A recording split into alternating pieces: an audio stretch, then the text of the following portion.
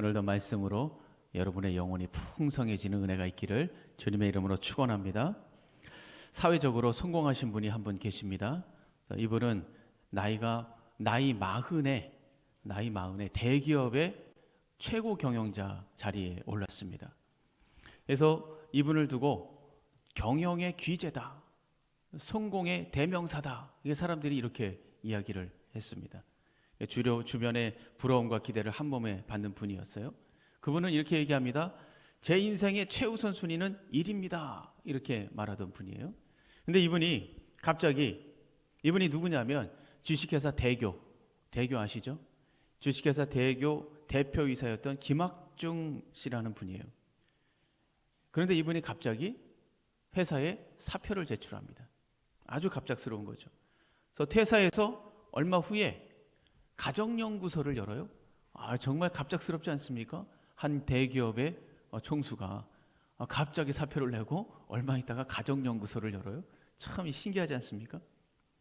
대부분 이런 경우에는 회사가 망했거나 암 선고를 받았거나 또 아니면 이권 싸움 때문에 밀려가지고 홧김에 사표 던지고 나오거나 이런 극단적인 어떤 계기가 있지 않습니까? 그만큼 최고의 자리에서 내려온다라는 거, 이거는 정말 쉽지 않은 일입니다. 그래서 사람들이 묻습니다. 아니 도대체 왜 회사를 그만두는 겁니까? 그 잘 나가고 정말 성공의 가도로 가고 있었는데 왜 회사를 그만두는 겁니까? 이렇게 물었습니다. 그때 이분이 뭐라고 얘기했냐면, 이제는 가정에 충실하고 싶습니다. 가정은 그만한 투자를 할 가치가 충분히 있는 곳입니다, 이렇게 이야기를 했다고 합니다. 가정의 소중함을 깨달았기 때문이다 라고 이야기한 거죠. 얼마 전에 여러분 잘 아시는 고 이어령 교수님이 하늘나라 가셨잖아요. 근데 이분이 책에 이런 이야기를 남겼어요. 가정에 대한 이야기를 좀 남기셨는데 이렇게 책에 적으셨습니다. 한번 들어보세요. 미나가 어렸을 때다. 미나는 이분의 따님이죠. 이민아 목사님. 근데 이분이 이어령 교수님보다 한참 전에 하늘나라 가셨잖아요. 이제 쓰신 거예요. 미나가 어렸을 때다. 아빠의 서재문을 두드린다. 아빠에게 굿나잇을 하러 온 것이다. 그날도 글 쓰는 일에 바빴던 선생은 뒤돌아보지도 않은 채 손만 흔들었다. 굿나잇 미나. 딸 미나는 말없이 돌아서 제 방으로 들어선다. 선생은 뒤늦게 미나에게 편지를 쓴다. 나에게 만일 30초의 그 시간이 주어진다면 딱 한 번만이라도 좋으니 낡은 비디오 테이프를 되감듯이 그때로 돌아가자. 나는 그때처럼 글을 쓸 것이고 너는 엄마가 사준 레이스 달린 하얀 잠옷을 입거라. 그리고 아주 힘차게 서재문을 열고 아빠 굿나잇 하고 외치는 거다. 약속한다. 이번에는 머뭇거리며 서 있지 않아도 돼. 나는 글 쓰던 펜을 내려놓고 일담한 책장을 덮고 두 팔을 활짝 편다. 굿나잇 미나, 잘 자라 내 사랑하는 딸. 그런데 어찌하면 좋으니 내가 눈을 떠도 너는 없으니 너와 함께 맞이할 아침이 없으니 그러나 기도한다. 우편번호 없이 붙이는 이 편지가 너에게 전해질 것을 믿는다. 그래서 묵은 편지함 속에 쌓여있던 낱말들이 천사의 날개짓을 하고 일제히 하늘로 날아오르는 꿈을 꿀 것이다. 갑자기 끊겼던 마지막 대화가 이어지면서 찬송가처럼 울려오는구나. 굿나잇 미나, 잘 자라 미나야, 보고 싶다 내 딸아. 이런 글을 남기셨어요. 여러분, 여기서 이어령 박사가 독자들에게 전하고 싶었던 그 메시지가 뭘까요? 뭘 말하고 싶었을까요? 여기서 말하는 것은 내 딸을 사랑하는 것, 그리고 가족을 사랑하고 안아주는 것, 여기에 필요한 시간이 얼마다? 30초라는 거예요. 30초밖에 들지 않는다는 거죠. 30초밖에 되지 않는 시간 때문에 큰 이 후회를 남길 수 있다는 겁니다. 그리고 나의 가족에게 이 30초가 30년을 가고 60년을 가고 평생을 살아갈 마음의 힘과 능력이 된다는 것을 이야기하고 있는 거예요. 그래서 이 가정의 소중함을 우리에게 일깨워주고 있는 것이 아니겠습니까? 여러분, 이 가정은 사람이 만든 게 아닙니다. 이 가정은 하나님께서 천지를 창조하시고 그 다음에 가장 먼저 만든 기관이 무슨 기관이냐? 가정이에요, 가정. 이 가정을 어떻게 만드셨습니까? 남자와 여자를 창조하시고 그리고 하나 되게 하시면서 가정을 세우셨어요. 그리고 그 가정을 세우신 목적이 뭐냐? 이걸 분명하게 우리에게 말씀해 주셨습니다. 그게 창세기 1장 28절이에요. 1장 28절에 이렇게 말씀하시죠. 하나님이 그들에게 복을 주시며 하나님이 그들에게 이르시되 생육하고 번성하여 땅에 충만하라. 땅을 정복하라. 바다의 물고기와 하늘의 새와 땅에 움직이는 모든 생물을 다스리라 하시니라. 여러분 첫 부분에 보세요. 그들에게 복을 주시며 라고 말씀하고 있지 않습니까? 여기서 그들이 누굽니까? 아담과 하와죠. 아담과 하와. 다시 말하면 아담과 하와를 통해서 만드신 가정을 얘기하는 겁니다. 가정을 얘기하는 거예요. 그래서 생육하고 번성하고 땅에 충만하고 세상을 다스리라. 이것은 엄밀히 따지면 가정에게 주신 사명입니다. 그런데 하나님께서 사명만 주신 게 아니죠. 그것을 감당할 수 있는 능력도 주셨습니다. 지혜도 주셨습니다. 또 재능도 주셨습니다. 28절 지금 방금 읽은 말씀 맨 앞에 보면 복을 주셨다라고 말씀하시고 있어요. 그들에게 복을 주시며 라고 말씀하고 있지 않습니까? 그러니까 이 가정 안에 세상을 다스릴 수 있는 엄청난 가능성을 담아 놓으신 거예요. 여러분의 가정 안에 엄청난 가능성이 있는 겁니다. 그리고 하나님은 이 엄청난 가능성을 가진 가정을 토대로 사회를 구성하고 나라를 세우고 교회를 세운 것이죠. 가정이 이 세상 모든 기관의 기초가 되게 하셨어요. 그러면 가정이 추구하는 목적이 무엇인가? 이 모든 가정의 자원을 가지고 하나님의 뜻에 순종하면서 이 세상 가운데 하나님의 가치를 구현하는 겁니다. 그리고 그러면서 하나님의 기쁨이 되고 찬양이 되고 영광을 돌려드리는 거예요. 이것이 가정의 목적입니다. 때문에 하나님의 가정은요, 자기들만 잘 먹고 잘 사는 그런 이기적인 집단이 돼서는 안 됩니다. 하나님의 뜻을 가지고 이 세상 가운데 그 가치를 구현해야 돼요. 그것이 바로 가정의 목적입니다. 가정의 목적. 그래서 이기적인 집단이 돼서는 안 됩니다. 그것은 하나님이 세우신 이 가정이 존재하는 목적을 모르는 거예요. 내 가정이 왜 존재하는지 목적을 모르는 겁니다. 자, 그런데 여기서 중요한 것은 이 가정 안에 엄청난 가능성, 이것을 어떻게 끌어낼 수 있는가?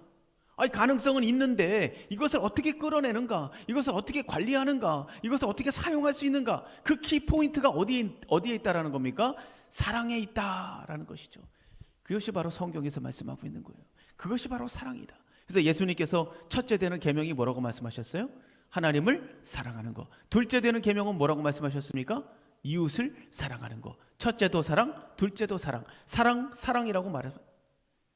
내가 너희를 사랑한 것 같이, 요한복음에도 보면 내가 너희를 사랑한 것 같이 너희도 서로 사랑하라 라고 말씀하고 있지 않습니까? 왜냐? 그것이 우리가 가지고 있는 모든 선한 가능성들을 끌어내는 열쇠가 되기 때문에 그래요.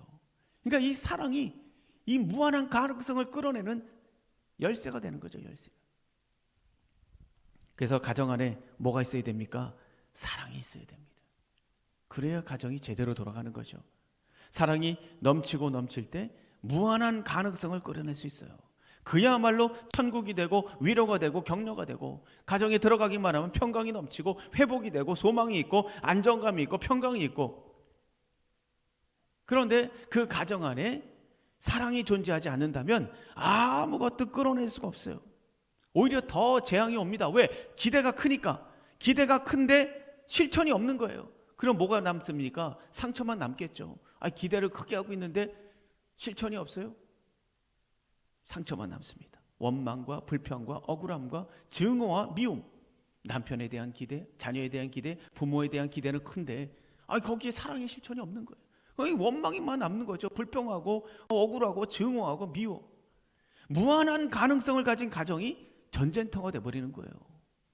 그러면 어떻게 해야 가정 안에 끊임없는 사랑을 생산할 수 있는가? 이 사랑을 생산하는 데 있어서 가장 중요한 관계가 있습니다. 어떤 관계입니까? 여러분 다 짐작하시겠지만 남편과 아내입니다. 남편과 아내의 관계예요. 이게 가장 중요합니다. 이게 완전히 핵연료같이 그것이 돌아가야 돼요. 왜냐하면 가정을 이끌어가는 주체가 부부기 때문이죠. 그래서 오늘 본문을 보면 남편과 아내와 남편의 관계에 대해서 많은 양을 할애하면서 말씀하시고 있지 않습니까? 그런데 여기뿐만 아니라 성경 곳곳에서 아내와 남편이 어떻게 해야 되냐, 서로를 사랑하는 것을 어떻게 해야 되냐, 이거에 대해서 많은 부분 말씀하시고 있어요. 그래서 어떤 의무와 권리가 있는지, 남편에게 아내에게 어떻게 해야 되는지 말씀해 주시고 있는 거죠. 자, 오늘 먼저 아내에 대해서 말씀을 좀 나눠보겠습니다. 어떤 의무와 책임이 아내들에게 있는가? 성경은 이렇게 말씀하고 있어요. 22절을 보세요. 아내들이요, 우리 아내들만 다 같이 한번 읽어볼까요? 22절 아내들만 시작.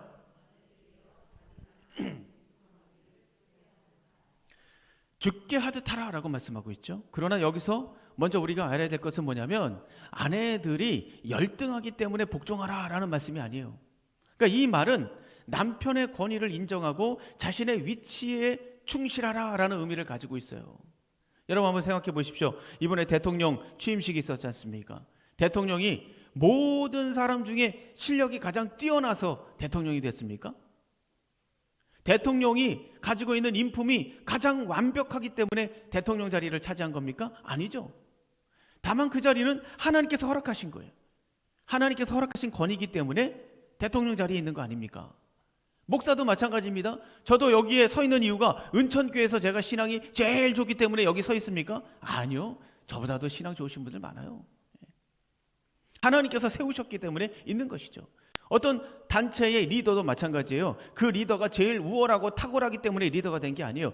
이런 착각을 하고 있는 리더가 있다면 그 사람은 아마 사람을 굉장히 우습게 여길 겁니다. 자기 영광을 위해서 사람들을 종처럼 부리고 함부로 대하고 우습게 여기고 아마 그렇게 살 거예요. 그러나 자기가 정말 부족한데도 불구하고 하나님께서 그 자리를 주셨다는 것을 아는 리더는 오히려 사람들을 겸손히 섬기고 희생하고 자기의 책임과 의무를 다할 겁니다. 거기에 집중할 거예요.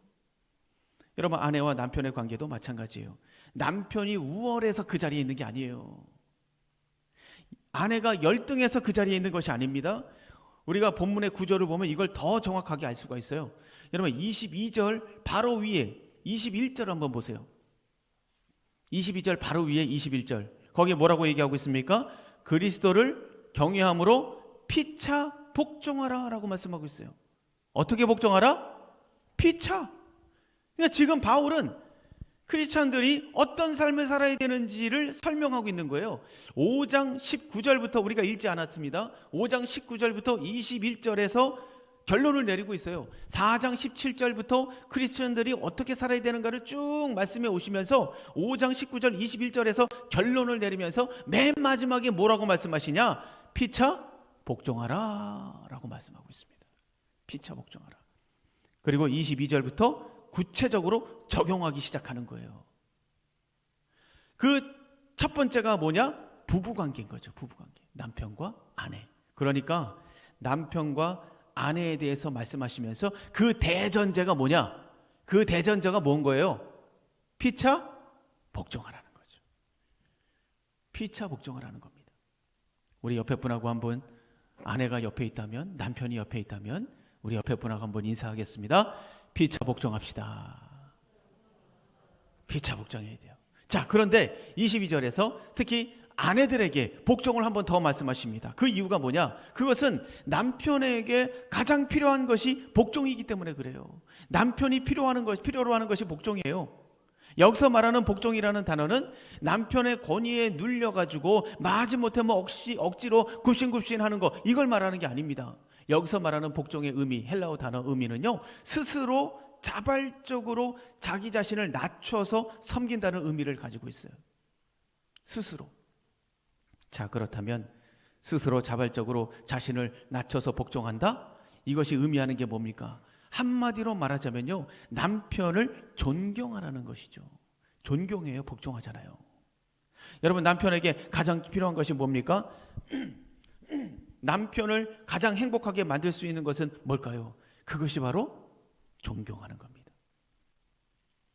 오늘 보면 맨 마지막에 보세요. 33절 결론적으로 말씀하시면서 뭐라고 얘기하고 있습니까? 남편을 어떻게 하라? 남편을 어떻게 하라? 33절 남편을 존경하라. 그러니까 복종하라, 그 속에 담긴 깊은 의미는 뭐라는 거예요? 존경하라는 겁니다. 존경하라. 복종하라, 그 속에 담겨져 있는 의미는 남편을 존경하라. 그러면 그 이유는 뭡니까? 하나님께서, 주님께서 남편을 아내의 머리로 세우셨기 때문이다 라고 말씀하시고 있어요. 그러니까 이것을 어디에 비교하고 있습니까? 그리스도가 교회의 머리가 되는 것과 같은 것이다 라고 말씀하고 있잖아요. 이렇게 비교하는 이유는 이 관계가 절대적인 관계이기 때문에 그래요. 그리스도께서 목숨을 다해 교회를 보호하신 것처럼 남편은 목숨을 다해 아내를 보호하고 아내는 마음을 다해 복종하고, 이런 관계라는 거죠. 이런 뗄래야 뗄 수 없는 관계다. 이것이 바로 부부관계다라고 말씀하시고 있습니다. 여러분, 사람은 누구나 자기를 알아주면 굉장히 좋아하지 않습니까? 자기를 알아주면 신이 나고 행복하고 살만 나고, 목사님 설교 은혜 많이 받았습니다. 그냥 뭐 기분이 막 날아갈 것 같고 너무너무 좋아.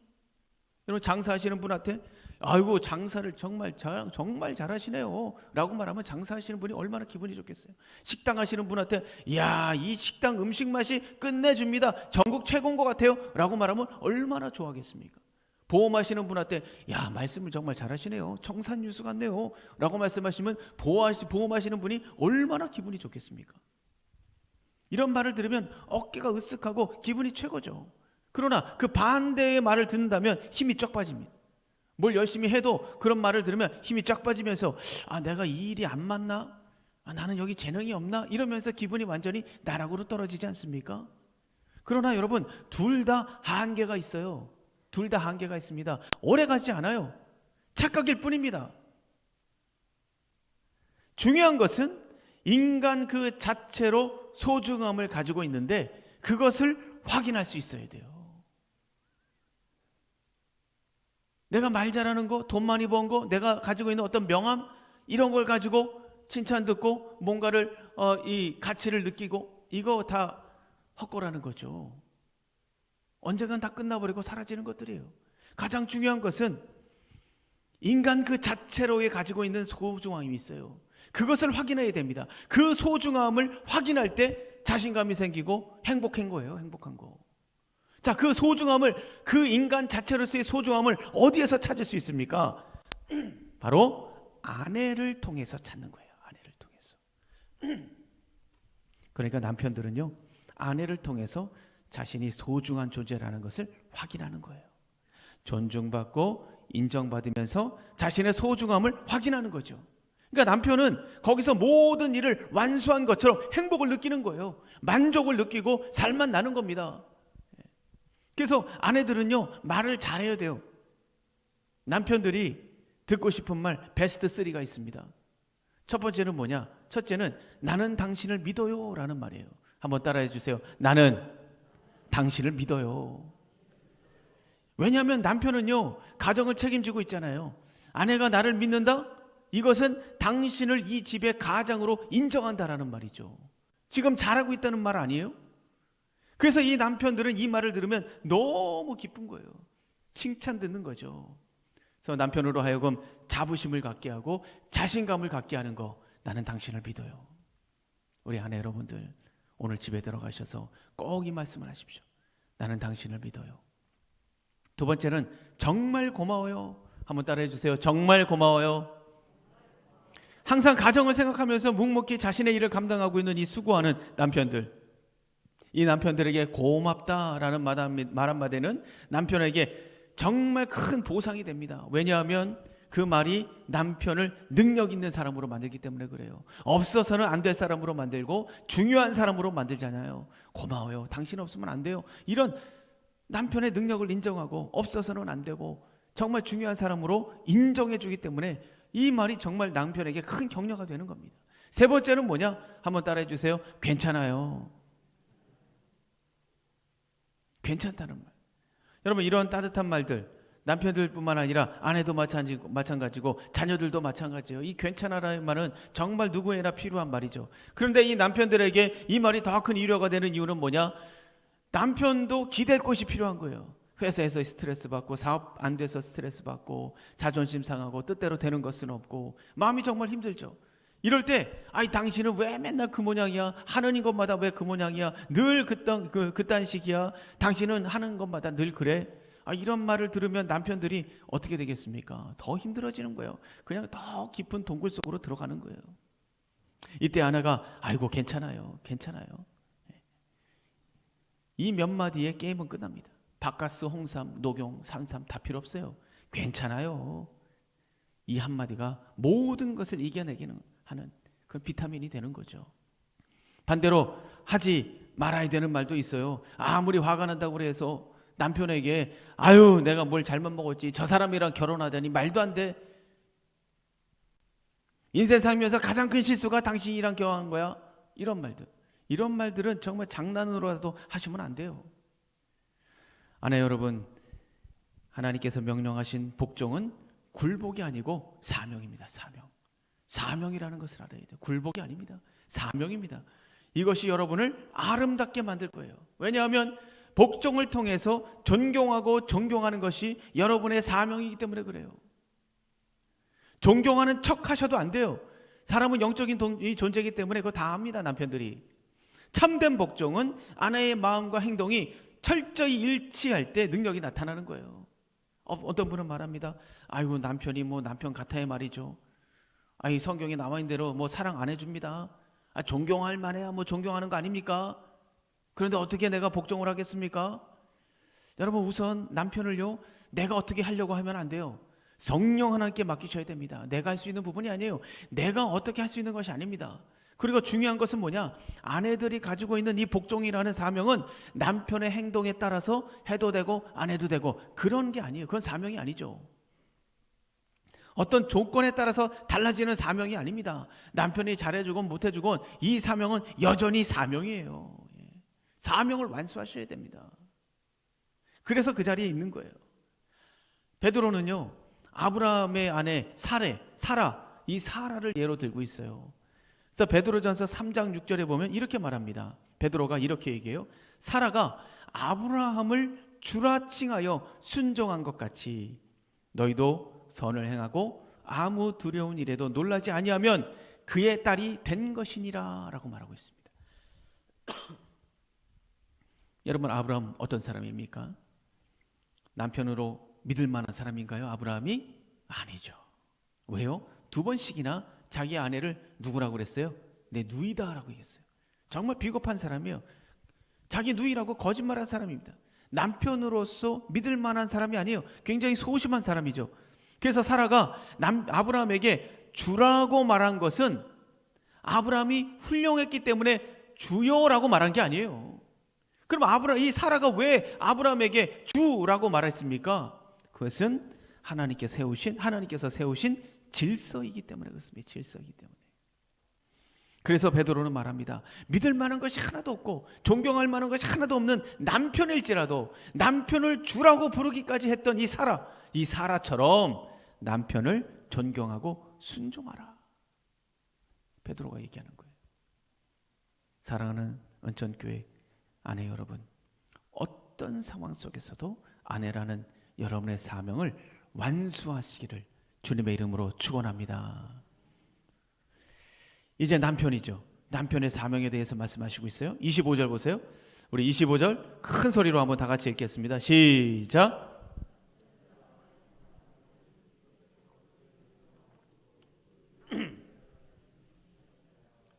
남편에게 가장 필요한 것이 존경과 인정이다 라고 말씀드렸잖아요. 그러면 아내에게 가장 필요한 것은 뭡니까? 오늘 이야기하고 있는 것처럼 사랑이죠. 사랑. 그런데 이 사랑은 세속적인 그런 사랑 아니에요. 명품 사다 주고 좋은 여행 보내주고 그런 사랑 얘기하는 게 아닙니다. 그것도 물론 큰 사랑 중에 하나인데, 그리고 조건적인 사랑 아닙니다. 이런 사랑과는 차원이 다른 사랑, 차원이 다른 사랑들이라는 것을 이 남편들이 아셔야 돼요. 어떤 사랑입니까? 우리가 말씀을 읽은 것처럼 그리스도께서 교회를 사랑하시고 그 교회를 위하여 자신을 주심같이 하라라고 말하고 있습니다. 차원이 다르죠. 여기서 2가지 포인트가 있습니다. 첫 번째 포인트는 뭐냐면, 그리스도께서 교회를 사랑하신 이유가 뭡니까 여러분? 이뻐서 교회를 사랑했습니까? 아니요. 교회에 이쁜 거 하나도 없습니다. 하나님께서 교회를 보시기에 이쁜 게 뭐가 있어요? 여전히 죄가 가득한 게 이 교회 아닙니까? 그럼 말 잘 들어서 말 잘 듣습니까? 아니에요. 사랑스러워서 아니에요. 거룩해서 아니에요. 죄가 하나도 없어서 아닙니다. 주님께서 교회를 사랑하시는 이유는 어떤 조건 때문이 아니라 왜 사랑하시는 거예요? 약속 때문에 사랑하시는 거예요. 약속 때문에. 하나님은 우리에게 사랑하시겠다고 약속하셨잖아요. 영원토록 함께 하시겠다고 약속하시지 않았습니까? 반드시 복 주겠다고 말씀하시지 않았습니까? 내가 너의 산성이 되고 요새가 되고 반석이 되겠다라고 약속하셨잖아요. 그 약속 때문에 사랑하시는 거예요. 여러분, 아내를 사랑하는 것, 물론 이 사랑의 감정도 중요합니다. 그러나 이 감정은요, 호르몬이 나오는 거예요. 호르몬이 나오면서 만들어지는 게 사랑이죠. 감정이죠. 자극에 의해서 반응하는 구조가 바로 이 우리 몸이 가지고 있는 구조예요. 그런데 살다 보면 모든 것이 익숙해지잖아요. 평범해지잖아요. 그러면 호르몬이 줄어듭니다. 처음에 가졌던 그 감정 점점 줄어들게 되는 거예요. 이것은 자연스러운 겁니다. 이건 자연스러운 거예요. 이때 중요한 것이 뭡니까? 약속이죠. 약속. 그래서 약속이 중요한 거예요. 우리 남편분들 약속을 지키시기 바랍니다. 우리 남편분 한번 따라해 주세요. 약속을 지킵시다. 영 못마땅하시는 그런 눈치예요. 우리 남편분들 다시 한번 약속을 지킵시다. 약속을 지키는 약속. 결혼식 하시면서 여러분 다 약속하셨잖아요. 그죠? 약속 다 하셨잖아요. 교회의 머리이신 예수님, 사랑의 약속을 지켰습니까? 안 지켰습니까? 지금도 지키고 계세요. 때문에 교회가 사는 거예요. 예.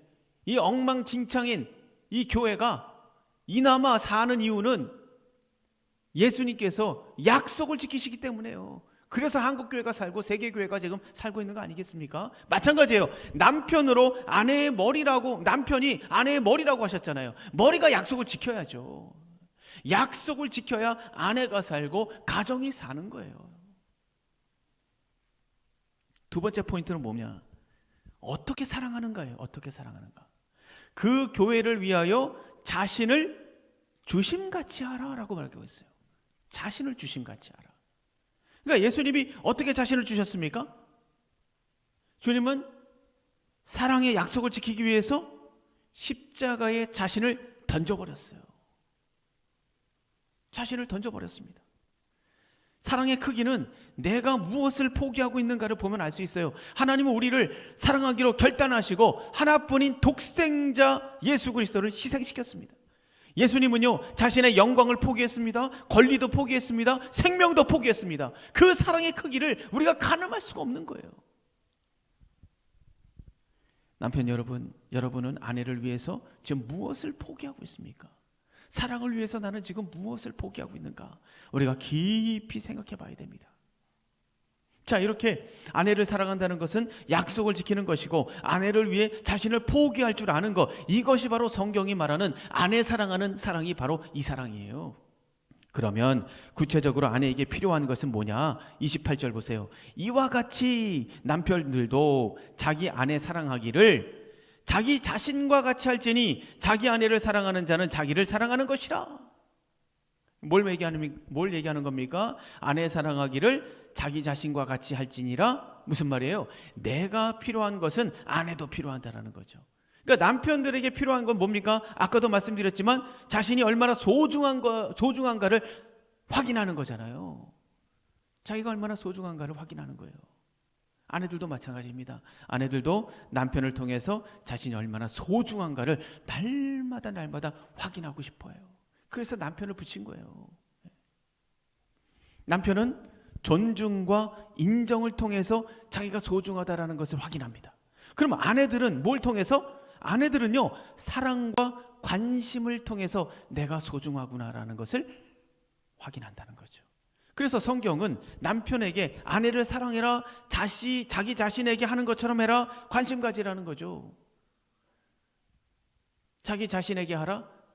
자기 자신에 하는 가장 큰 게 뭐예요? 관심이죠. 관심 가지라는 거죠.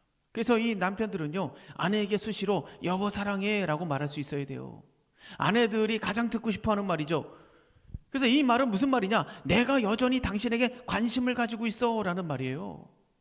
우리 남편분들 우리 한번 따라해 주시기 바랍니다. 남편분들, 여보 사랑해. 여보 사랑해. 아, 좀 박력 어디 가셨어요? 박력 어디 간 겁니까? 예. 우리 아내분들에게, 우리 옆에 안에 있는 분들, 계신 분들, 아니면 또 저 집에 계신 분들 있다고 생각을 하고 큰 소리로 여보 사랑해. 요 정도 톤으로, 요 정도 톤으로 한번 하는 겁니다. 자, 하실 수 있죠? 아까처럼 여보 사랑해 이러면 안 돼요. 자, 준비 시작. 마음에 안 들어요. 우리 아내분들 마음에 드세요? 왜 마음에 안 들어요. 박력 있게 여보 사랑해. 자, 여보 사랑해 마지막 기회입니다. 마지막 기회. 이거 통과해야 이거 지금 이거 넘어가요. 설교 안 끝납니다. 우리 아내분들이 허락을 안 해요. 자, 준비. 여보 사랑해 시작. 우리 아내분들 조금 그래도 봐줄만 합니까? 예. 봐줄만 합니다. 우리 설교를 빨리 진행해야 된다는 이런 어떤 아내를 사랑하시고 여보 사랑해. 이 말이 무슨 말이냐? 내가 여전히 당신에게 관심 있어 라는 메시지를 담고 있어요. 그래서 아내들은 이 말을 너무 좋아하는 거예요. 내 남편이 나에게 관심을 가지고 있구나. 여기서 상당한 사랑을 느끼게 됩니다. 그러면 아내가 내가 관심 받고 있구나 라고 느끼게 할 수 있는 일이 뭐냐? 내가 관심 받고 있구나. 뭘 통해서 이걸 많이 느끼는 줄 아세요? 아내분들이 다른 게 아니에요. 이야기를 들어주는 겁니다. 아내의 이야기를 들어주는 거예요. 뭘 해결해 주는 게 아니라 들어주는 거. 그러니까 자상하고 따뜻하게 이해하면서 이야기를 들어주는 것만으로도 아내의 마음은 행복으로 차고 넘치는 겁니다. 내 이야기를 들어준다라는 거. 이분이 나를 소중하게 생각하는구나. 두 번째 중요한 말은 뭡니까? 당신 정말 잘했어 라는 말이에요. 당신 정말 잘했어. 오늘 본문 27절을 보시면 이렇게 말씀하고 있어요. 27절 한번 보세요. 자기 앞에 영광스러운 교회로 세우사 티나 주름 잡힌 것이나 이런 것들이 없이 거룩하고 흠이 없게 하려 하심이라 라고 말하고 있습니다. 이 말은 무슨 말입니까? 신랑 되시는 예수님께서 교회를 위해 자기 몸을 희생하신 이유를 말씀하시고 있는 거예요. 교회를 위해 왜 희생을 했느냐? 그게 뭐라는 겁니까? 그 이유는 신부가 된 이 교회, 신부가 된 교회를 구속하기 위한 것이다. 그리고 영광스럽게 맞이하기 위한 것이다 라는 것을 말씀하시고 있는 겁니다.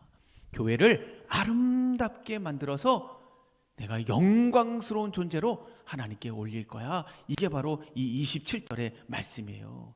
그것과 마찬가지로 아내를 어떻게 하라?